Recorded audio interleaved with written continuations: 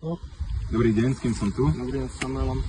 Chcel by som sa vás opýtať zo pár otázok. Dnes sa nachádzame v lese, ktorý trochu pripomína smetisko. A ešte by som sa vás chcel opýtať, že čo tu vlastne robíte? Dobrý deň, prišiel som zbierať huby, ale miesto som prešiel kečup, ako môžete vidieť. Niekto si ho sabral po pekačke. Vyzerá to tu ako fakt seriózne, vážne zle. A čo si myslíte, že prečo ľudia nosia odpad do lesa? Podľa mňa je to spôsobené ľudskou demenciou. Viete, niekto ide opekať, nechá tu kečup, ako čo vám na to poviem.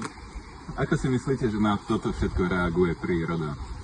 No ako úprimne, Ježko si podľa mňa povedal, že sa odsťahuje, medvedu zbiera taške a ide do také. Čo robíte preto, aby ste to zlepšili? Ako, keď idem do lesa, pozbieram ten bordel, čo som tu, lesník, aby som tu po každom zbieral bordel. A máte nejaký odkaz pre tých ľudí, čo robia toto, vynášajú odpad do lesa? Mali by ste sa na celo zamyslieť. Akože, výbavy mám lúžko na psychiatrii. Pozbierajte ten bordel, nie je to toľko, fakt, nie je to toľko. Stačí vám, keď idete na tú opekačku, zoberte si ten bordel so sebou. Fakt. Teda veľmi pekne ďakujem za rozhovor. Ja tiež Dúfam, ďakujem. že sa ešte takedy vidíme A ja sa dúfam napodobne. a treba rozširovať dobro do sveta. Je to tak.